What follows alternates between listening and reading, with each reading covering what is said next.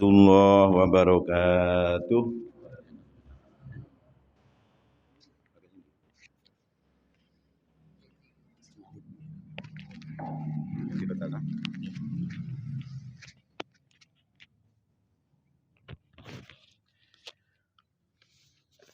Bismillahirrahmanirrahim.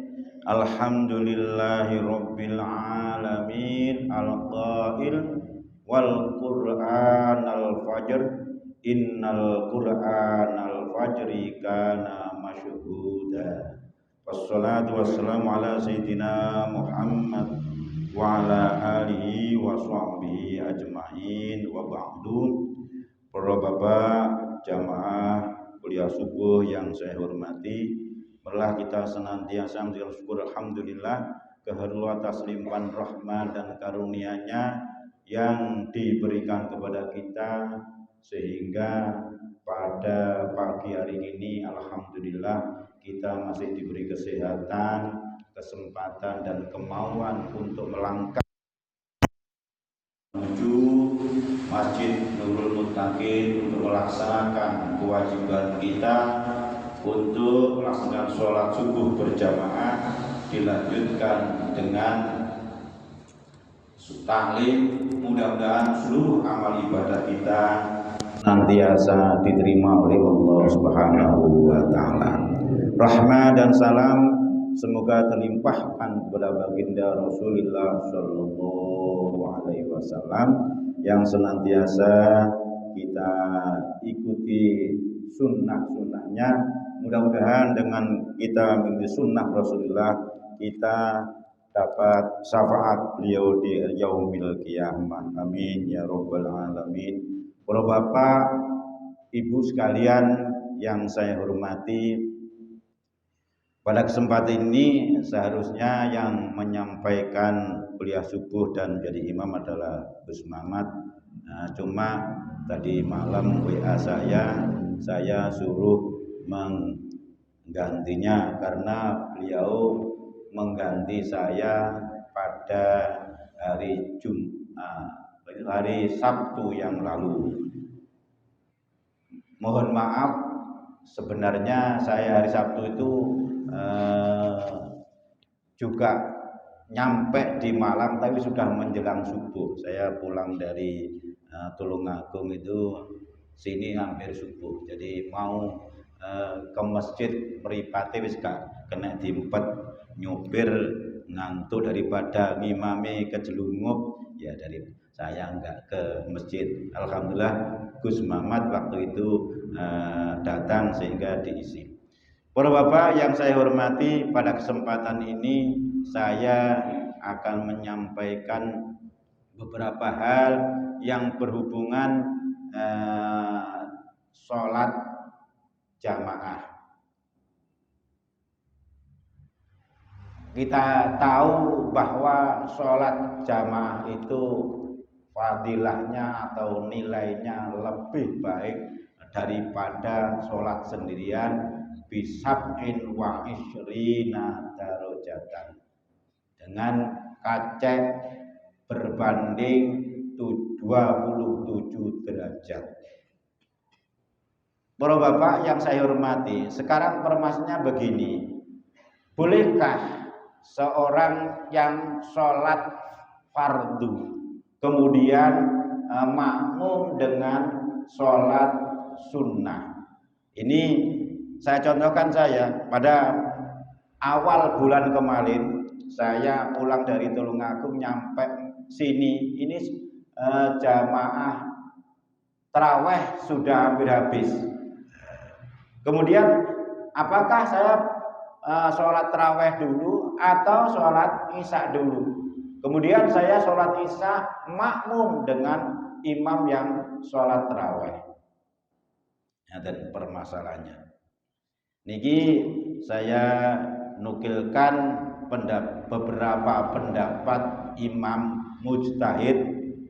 Sebenarnya ada 3 kelompok pendapat.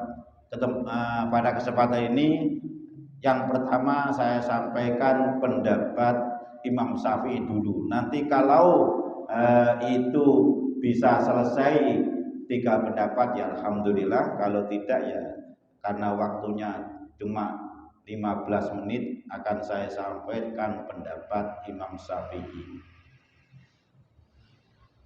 Menurut Imam Syafi'i, bagaimana kalau ada imam dengan makmum itu beda niate, sing satu sholat sunnah, yang makmumnya sholat wajib, atau sebaliknya yang satu niku imam sholat wajib, yang satu makmumnya sholat sunnah. Ngendikanipun mazhab Syafi'i yajuzu lil mutanaffili ayatamma bil muftaridi. Ngendikanipun boleh orang yang sholat sunnah makmum dengan orang yang sholat fardu. Yang pertama, boleh orang yang sholat sunnah makmum nanggone wong sing sholat fardu. Yang kemudian wal muftaridi bil mutanaffili. Kemudian yang kedua, orang yang sholat fardu makmum nanggone wong kang sholat sunnah. Wal muftaridi bil muftaridi, wong kang sholat wajib makmum nanggone wong sing sholat wajib. Fi fardhaini mislaini, ing dalam sholat fardu sing padha. Ya kan kita sholat subuh makmume sholat subuh, imame juga sholat subuh, niku mislaini. Au mukhtalifaini, utawa beda makmume sholat asar, makmume sholat asar, imame sholat zuhur. Mislu zuhri khalfal asri, umpamane imam sholat zuhur, makmume sholat asar, utawa sewalike. Nah niki pendapate Imam Syafi'i boleh. Nah, dididik lek di seberang sana endi dalile kan ngoten. Nah, dididik endi dalile nek imam yang berbeda niate, siji niat sunnah, siji niat fardu. Enggak umpamane kaya kula teko teng masjid, imame wis salat tarawih, kula Allahu Akbar niat salat Isya. Niki boleh apa ora? Endi dalile? Nah, ngoten iki. Endi dalile? Ah, niki terjadi waktu sahabat Mu'ad. Sahabat Mu'ad niki senantiasa sholat berjamaah dengan Kanjeng Nabi. Kemudian di rumah juga punya keluarga yang harus diimami. Nah, prakteknya Sayyidina Mu'ad niku sholat Isya kali Kanjeng Nabi, kemudian kundur nek dalem ngimami keluarganya. Kana yusolli, nggih, niki ceritane anna Mu'ad kana yusolli ma Rasulillah sallallahu alaihi wasallam Isya al-akhir, Isya sing akhir, summa yarji'u ila qaumihi fa yusolli bihim tilkas sholata, rawahul Bukhari wa Muslim. Niki dasarnya. Jadi Sayyidina Mu'ad niki makmum kali Kanjeng Nabi, salat Isya, kemudian kundur nenggone keluargane dan kaumi, kira-kira nggih nenggon langgare mriku ditunggu oleh jamaahnya. Kemudian Sayyidina Mu'ad ngimami kaumnya. Padahal Sayyidina Mu'ad sudah sholat Isya, pulang jeng imami. Nah, berarti sholat yang kedua, jadi kedua niku untuk Mu'ad salat isya tumibane sunnah krana wis makmum karo Kanjeng Nabi, tapi kondur ngimami. Nah, makmume niku salat fardhu isya, imame muat lakoni salat sunnah. Tadi lah niate pripun? Ya tetap salat fardhu isya, tapi tumibane niku sunnah untuk Mu'ad bin Jabal. Ngoten. Jadi niku tumibane salate Mu'ad sebagai salat sunnah, kemudian makmumnya salat wajib. Rono pertama. Kalau Mu'ad ngimami itu sudah salat isya yang kedua. Ini dasar wong sing salat beda niate antarane imam karo makmum. Imame salat sunnah, makmume salat fardu. Ini jadi boleh. Kemudian contoh yang kedua, niki ngendikane Kanjeng Nabi ketika Kanjeng Nabi annahu sallallahu alaihi wasallam shalla subha fara'a rajulaini lam yusalliya ma'ahu faqala ma manakuma antusalliya ma'ana qala sholaina fi rihalina faqala idza sholaituma fi rihalikuma summa taitu masjidah jamaah fasolliyaha ma'hum fa innaha lakuma nafilah. Nah, yang kedua dasare niki bisa dibaca wonten ing kitab Asnal Mathalib juz 3 halaman 249. Kanjeng Nabi sholat subuh. Kemudian setelah sholat subuh melihat ada dua orang sahabat yang tidak sholat berjamaah dengan Kanjeng Nabi. Fara'a rajulun lam yusalliya ma'ahu. Jadi Kanjeng Nabi pirsa, lho ana sahabat kok ora jamaah karo Kanjeng Nabi. Kemudian Kanjeng Nabi tak bayun, ora muring-muring, delok ditekoki dulu. Nah inilah kadang-kadang kita gampang muring-muring ra roh permasalahane. Kanjeng Nabi ditabayun dulu, ditanya. Faqala mana aku ma'al antusalliya ma'ana. Apa sebabe sampeyan berdua kok enggak sholat jamaah karo aku? Ini Kanjeng Nabi tanglet nanggone dua sahabat yang gak makmum. Nyapo sampean kok gak sholat karo aku?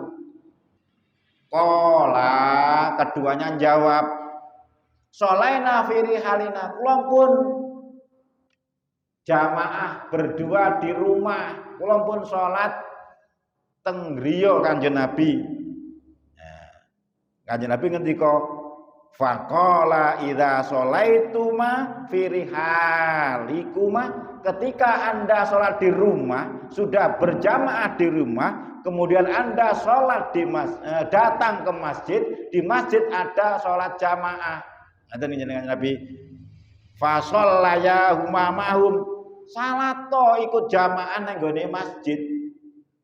Fa innaha lakumana filatan. Kalau kamu sholat jamaah di masjid, senajan toh kamu udah sholat di rumah, iku sah dan tumibane jadi nafilatan, jadi sholat sunnah. Jadi sholat yang kedua niki tumibane sholat sunnah. Jadi ini contoh wong sing sholat fardu makmume sholat sunnah.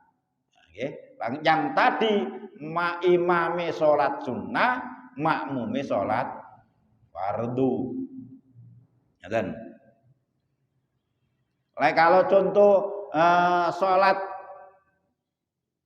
muftarid dan muftarid, imame sholat fardu dan makmume sholat fardu, ya seperti yang kita lakukan tadi. Kita bareng-bareng sholat subuh berjamaah. Jadi niki salat fardu, imame fardu, makmume juga fardu dan sesuai Adzan. Kemudian sing salat fardu sing beda.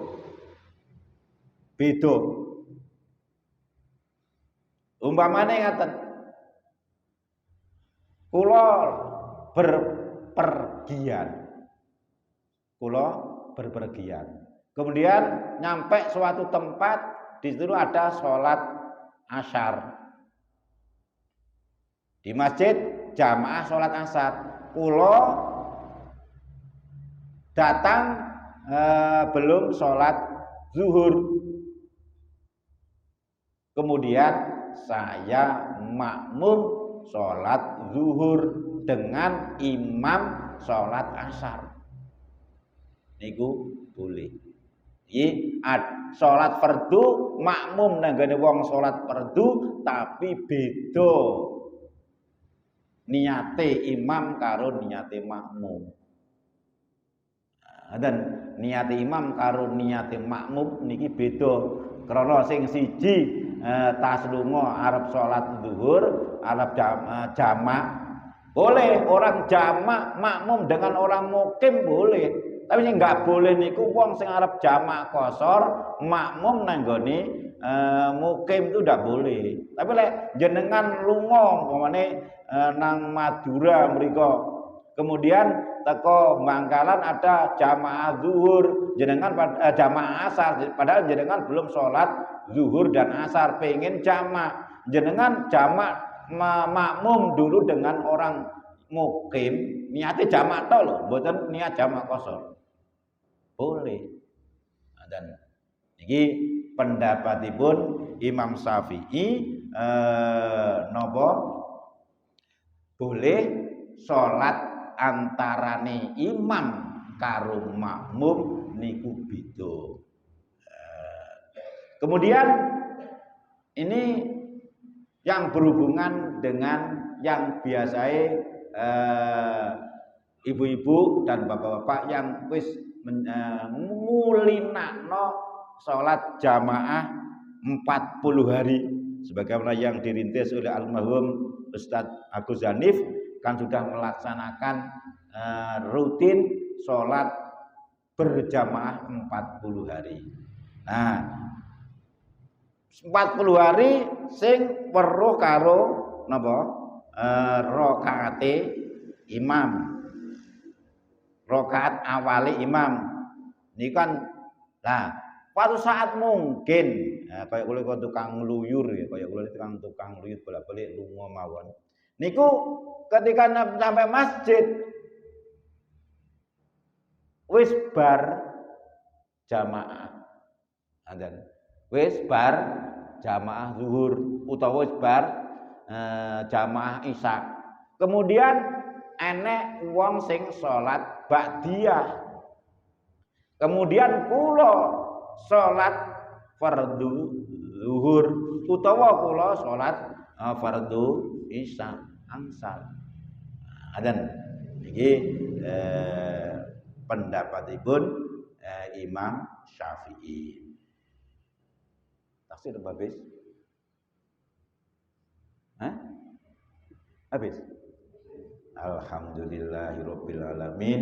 Mungkin pendapat Imam Hanafi dan imam yang lain kita sampaikan kalau ada kesempatan balik. Bismillahirrahmanirrahim. Allahumma anfa'na bima 'allamtana wa 'allimna ma yanfa'una wa zidna ilman nafi'an walhamdulillahirabbil alamin. Allahumma shalli ala Muhammad